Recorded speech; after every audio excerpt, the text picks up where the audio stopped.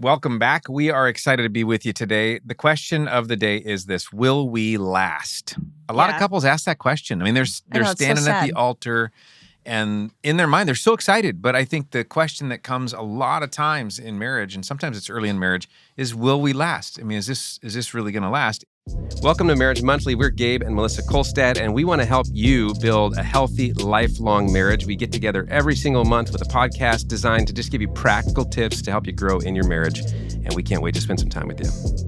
I think it's what every couple wants to know about their marriage, and we were recently at a conference, so we're going to unpack this a little bit for our audience today. It was so good. Yeah, it was so good. Les Parrott, the marriage expert, Les and Leslie Parrott, Les was there. Yeah. And he was sharing some of their research. These guys are known for SYMBIS, we call it for short, saving your marriage before it starts. Yeah, well, that's for long, but SYMBIS is short. Yeah, SYMBIS is the short, yeah. But that's like a program they've had for years and years. And some of you might have been through it.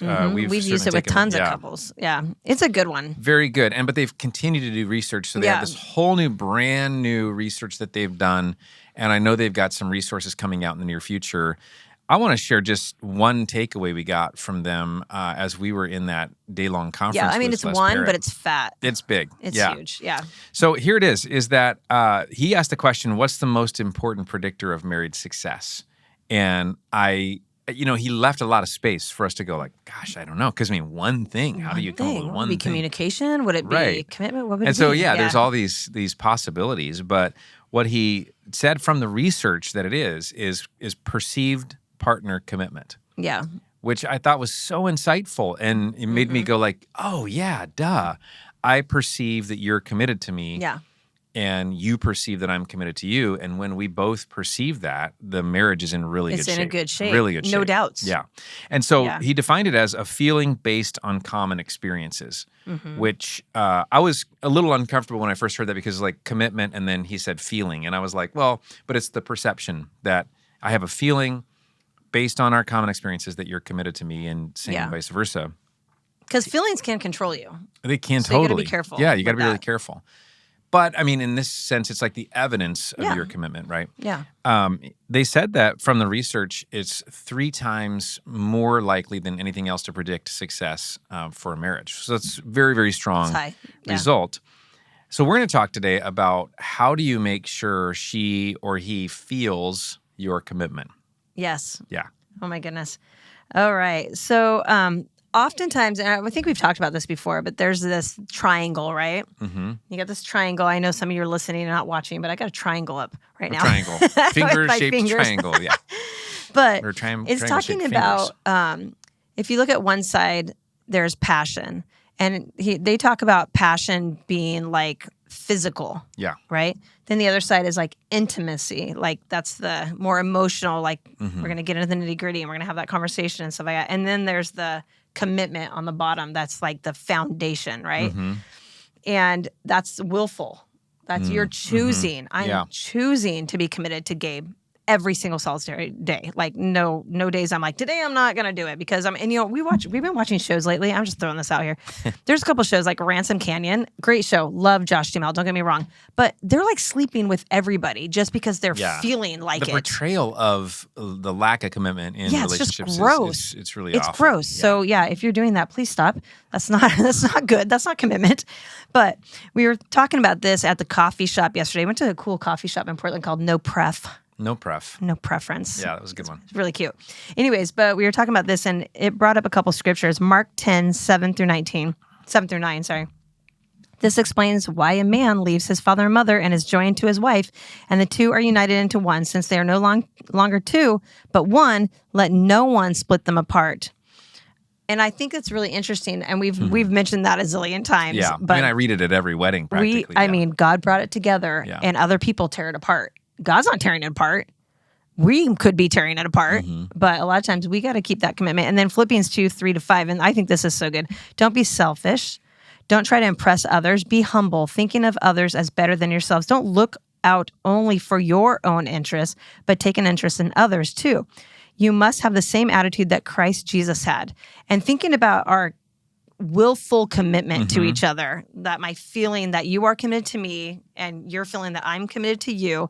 With that being said, there's a lot to that. Like there's a lot of sacrifice that has to happen. There's a lot of like intentionality that has to happen. But a lot of times it's selfless. It's like, I'm thinking of you first. That doesn't always happen. In our world, it's like self-care is so important. Me care. I have to take care of myself before I can take care of anybody else. You hear that all the time.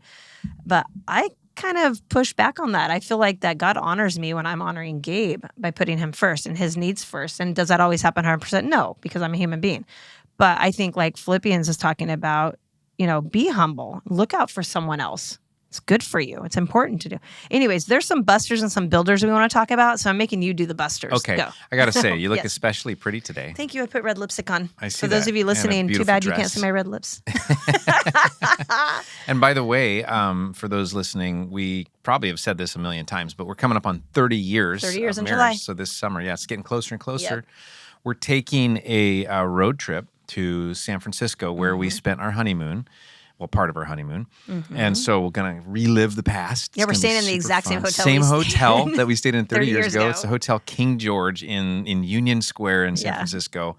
Total, not really a nice hotel. No, it's not at all, but it doesn't we're not matter. staying there for that. We're staying there for the memories. Nostalgia. Yeah. Yes. But one of the reasons why we like to talk about this topic is because we've found that you can stay together. You can build a marriage that lasts. It is not easy. It does require this willful commitment. But so much common memories and common things that we do together, it binds us. It does. We're one. We are a couple. And because we, try to do these things, try to bind. Yeah.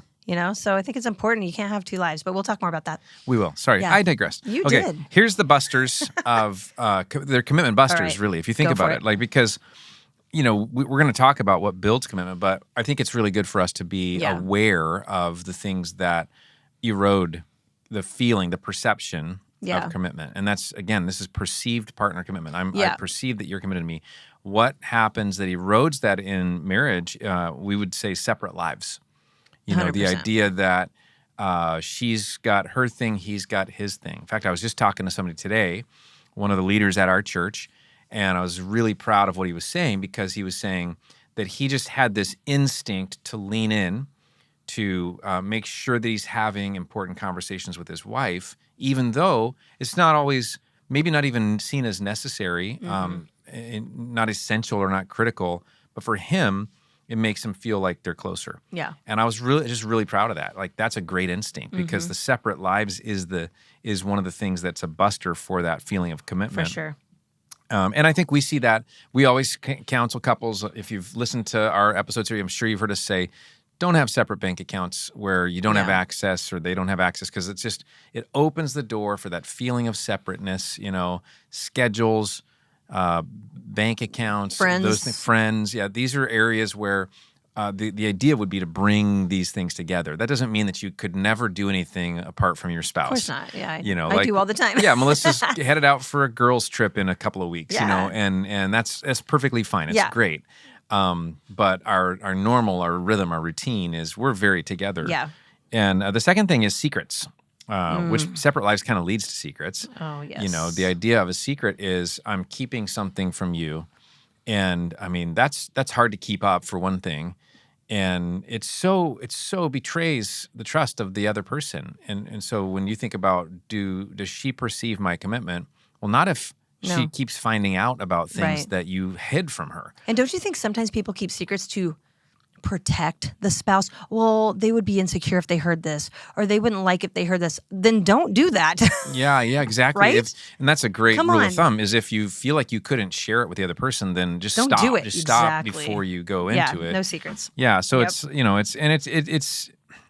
I don't know, like, we've tried our best to eliminate the possibility of that through simple things like we share locations with each other. Yeah. Yeah. So we basically stalk and each other. calendars with each other. And, we share calendars. We share passwords. I mean, we try not to have those. I think it's important to go, like, what would eliminate the possibility of secrets? Well, transparency and accountability would eliminate the possibility of secrets. And so having that built in is really important. But critical spirit is the third one. Like, just that, like, constant, like, somebody coming at me, disapproval, like I'm not measuring up, and I think it makes it seem like, are you on my side? Are you, when you're in a relationship like that, are you on my side? Do you want me to succeed?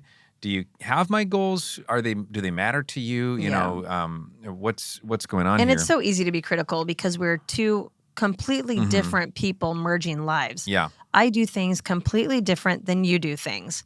And I have expectations. And my expectations are like, I want the towels straight and I want the socks in the, like, I'm very particular in certain areas. And you're not. You're very particular in certain areas that I'm not. Yeah. So it's like, you can't expect, you know, and then we start to be critical. Why can't you put the towel like that? Or why can't you drive better? Why can't you wear that better? Why can't you do this better? Why can't you make more money? Why, you know what I mean? It's like, well, what on earth? Like, settle down. It's so... Yeah, you could find negative about anybody if you look for anything. It. Right. That's probably the point, is that is the question would be, what am I looking at? Yeah. What am I looking for? Yeah. Another one would be competing priorities, meaning that I'm just busy. I'm busy. I'm not. My spouse can only feel my commitment if they feel like they're the priority in my life, right? And otherwise, if you measure commitment sometimes by like time, money, energy, etc., where does the spouse land on those things? And that's bigger for me because you're the super busy one. I have a very flexible schedule. I mean, I work part-time. I do kind of what I want when I want. I'm busy, but you have the very busy schedule with a lot going on. And so I think it's so good how you protect Mondays because that is our day no matter what. We don't schedule other stuff. I mean, maybe 2 or 3 times a year our Mondays get disrupted from a conference or from a trip or something like that. It's very, very sacred to us. And I think I love that. And so if you're the driven overworker one, make sure that your spouse knows this day is yours, or these evenings are ours together, or we do this together. You got to have something to look forward to. Be like, oh no, but you know what? It's okay that they're working this much because Monday we're going to do this, you know, and that's kind of a big deal to me. Yeah, so anyways, keep going. Okay. Yeah. And then I put the word sexless because I thought, you know, when you're not feeling physically intimate, it can be a wedge for sure. And it can be definitely a perception of that there's not that commitment. There's not that desire, that pursuit, that closeness, and so commitment it's felt a lot of times. I think even in the physical things and the intimacy, and so just thinking about have I neglected that part of our marriage? We know the Apostle Paul brings that up in the New Testament, and he says that when you neglect your sex life with your spouse, you're giving the devil a foothold. Yep. And basically, the picture is he's got your foot; he's going to pull you down. And he'll find your weak spot. Yeah, we have to be super careful about that because definitely, I mean, if there's not intimacy between a married couple, then the enemy has the open door to go get your attention from somebody else. Yeah, and then you got a real problem. Yeah, lack of effort, I think, in general was my sad. last one I wrote down. Just like lack of effort. If you feel like there's just not the effort coming from the other person, then you're not going to feel like their commitment. Now, the idea is not to go, yeah, I do. Gosh, you hit all the things my spouse is not doing. That's not the idea. The idea is more like evaluate myself and go, hey, am I allowing separate lives, secrets, critical spirit, competing priorities, you know, a lack of a commitment to sex or a lack of effort? If so, those are busters, and we got to really watch out for those. But now there's the builders. Yeah, this can get more fun. Yeah, I mean, obviously the builders are going to be memories and time together. I mean, that's huge. Gabe's sister, my sister-in-law, just did a trip to Mexico with her husband. They had the best time. They came home all lovey-dovey, cute. I saw their selfie picture. Oh my gosh, it's so cute. But that does it. Yeah. Right there. Like, go spend 5 days in Mexico together, you know, whatever. Yeah. I mean, just spending time together, making memories together. It's just funny. Monday, we just did the silly date. We literally find so much joy on that was so fun. We do a 5-minute, once a year, 5 minutes on the Canby Ferry across the Willamette. And it's so fun to me. I just think it's so cute. Yeah, when do you go on a ferry boat? Yeah, it's a ferry boat. And I don't know. And so, you know, we just went to had some barbecue. We love barbecue. We love finding new coffee shops.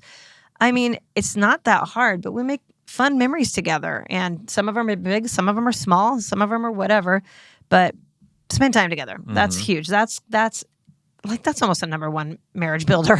You got to be together. That's a big one. Safety, protection, security. That's a marriage builder. Saying this as a woman, think it's really, really important that we feel safe and protected and taken care of.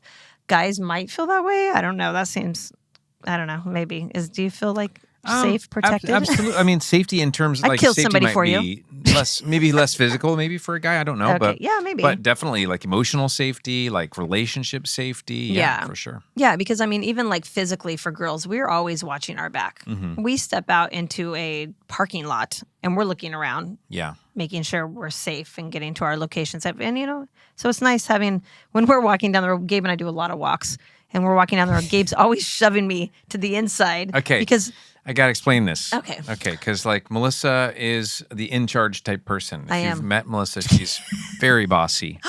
But So? just kidding. I'm assertive. Yeah, assertive. That's what I meant to say. Yeah. But so she is used to being the mom and having the kids on a walk. And so she always goes to the outside of the sidewalk, right? And I'm thinking as a gentleman, my job is to be on the outside of the sidewalk because I always tell her, like, stop putting yourself on the edge of the road, you know, if a car runs comes off swerving off, I want to hit me, not Yeah, you. This exactly. is what he tells me. But listen, it's not because of that. It's because I'm an American, and Americans walk on that side of the road. No, and then if you're walking the other way, because- they walk on the inside of the road. But if you're walking with the No. traffic, you're still on the curbside.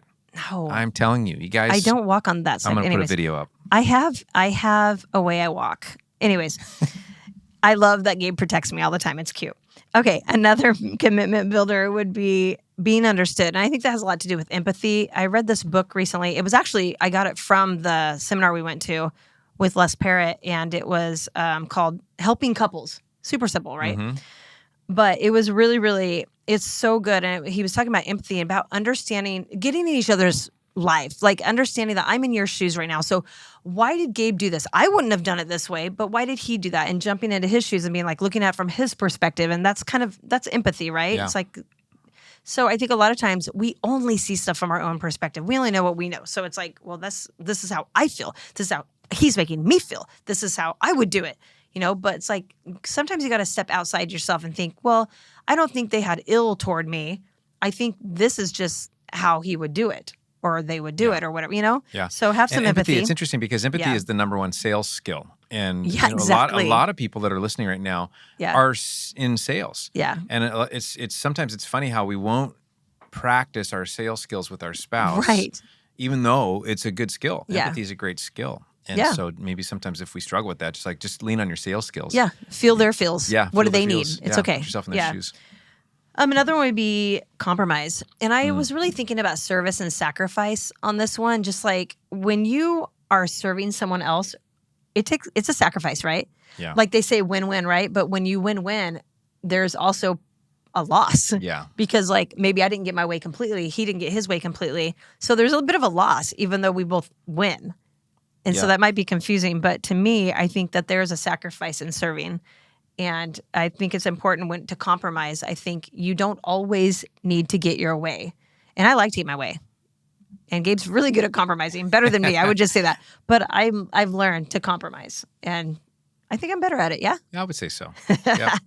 Well, and I mean, maybe that part of that is even in premeditating, like how you're going to show up or like for you, you're a planner. And so, you'll plan a lot of our dates and stuff like that. And I always see you thinking through like my preferences and planning something that I would prefer, even though, I always, think, well, maybe we should also sprinkle in some of those things that you would prefer. Yeah. But I think that's a way to do the compromise. And sometimes you do that in advance when you're planning. Yeah. Yeah. Gabe loves to soak. He loves hot tubs and all that stuff. Not so much me, but I do them for him. Yeah. You just want to get me in a swimsuit. Come Exactly. on, let's get serious here. All right. Another one is getting in each other's world. Another commitment builder. We were talking about having separate lives. I think this is kind of like, how are you merging lives? Like, I mean, this seminar that we went to, that wasn't for me. That was a Gabe seminar. But I went with, and actually we ended up getting it for free, which was awesome. Yeah, they were like, great. gave it to us for free. But I ended up getting a lot out of it. It was really fun. But I do a lot of stuff in Gabe's world where there's conferences and networking and things with his Multiply PDX and different things he does. And I don't mind once in a while popping into his world. I don't do it all the time, but sometimes I don't mind because then I can put a face to a name, some other stuff. But get in each other's worlds, show that support, it's important. I think that's important. Another one would be having each other's backs. This is a really big deal to me. I mean, you got to be each other's cheerleader. If someone comes at Gabe, I got his back. he knows, and I tell him this, it's you and me. Like, yeah, everything in the world can go to pot, not him and I. It's him and I. And so, if something's going down or someone says something about your spouse or something, no, have their back. Don't let anybody disrespect your man or your woman, right? You just don't do it. Like, I think people can be so disrespectful towards somebody else. And it's like, oh, no. You don't talk that way. Like, so have each other's backs no matter what. Supporting each other's dreams. I think this is important. Gabe's a big dreamer, so I get to do a lot of supporting here. Let's just say that. We all have dreams. Did you write that one down? I don't remember that being there when I wrote that down. Yeah. Oh, okay. Anyways. But supporting each other's dreams. I think it's important, though. I mean, Gabe's got a lot of dreams, but he's also quite an achiever and has done a lot of great stuff, and he takes good care of me. So I love to support his dreams and thinking about the future of him writing more books and things like that. And I think it's important to give him space and dream time for that stuff. And he needs a lot of dream time. I do. I know you do. Exactly. But let me just point out that we're all wired differently. And some people would talk about dreams or goals. Yeah. But I personally believe that everybody has those. And so it's important to, again, use empathy to go, well, what does she want? And or what does he want? Even if they're not wired like that, to say, here's my goals or here's my dreams. Yeah. Like for you, I know it's travel. And so I think that's a really important place where I'm trying to show up the best I can to go, let's go more places together, because I know that matters a lot to you. I think it matters a lot to me because I've been in the same place my whole life. Maybe so, yeah. So for me, I mean, we were at 2 years in college. So what's that? 9 months in Missouri. And then I had about 5.5, 6 months in Chicago. Otherwise, I've been in Aloha, Oregon. So the whole time. So for me, I'm like, let's go somewhere and see something. Anyways. There's a Dairy Queen down the street. Yeah, if you want to go to that. No, I don't. And then the last one is growing together. And you often hear people in like social media and stuff like this, I love the life we've built together. And I think that's really sweet to say. Hopefully it's true. But just growing together and building a life together. And I remember when we got married, I was 20 years old. I'm 50 now. And so just thinking, I do love the life that we've built together. And I'm so proud of our kids and our life and our ministry and where we've come from and what we've done and what we've seen and the places we've been to. And I mean, I'm so proud of the life we've built together. So I'm so glad we grew together. We grew up together. I mean, I've known Gabe since I was 13 years old. We got married at 20. I mean, we grew up together, and it's been an absolute blast. So I think those are some big commitment builders there. But there's a bunch of them, commitment busters, commitment builders. But our desire is for, obviously, you guys have thriving, happy marriages. And so, yeah, that's why we want to talk about this today. You know, we've had our own bumps and bruises and learned these. Some of these have come through hard knocks, you know, like that you go through a hard time and you realize, ooh, the thing that I was doing was a commitment buster. And I now realize that I was actually taking some credits away from our relationship there. So you can learn through hard times to correct the behavior, because I think that's sort of the point here is people stand up at the altar and sometimes in the back of their mind, the question is, are we going to make it? Will we make it? Yeah. As though somehow it's the hand of fate that's going to decide that or something like that. And if that's the case, it's not going to last. Yeah, but I mean, the truth is, no, it is in your hand, and it is about everyday intentional effort and action. Yeah. And if you don't get it right one day, apologize and go at it the next day. And, you know, we'll get better and better and better at this. Yeah. And I think together, I think we can all turn the tide on what marriage is supposed to look like. And my hope has always been that we could set an example that our kids would want to pursue and build on. And that we could help be, you know, encouraging to them that marriage is still valid, that it's still God's idea, that it's still the best thing that we can pursue. And it is. And, you know, so that's what we're all about. And we're rooting for you guys. We hope that you learned something today that encourages you or even just brightened your day a little bit. Yeah. So thanks for being with us. Thank you for joining us today. Remember to share and subscribe and join us every single month. This is your counseling session.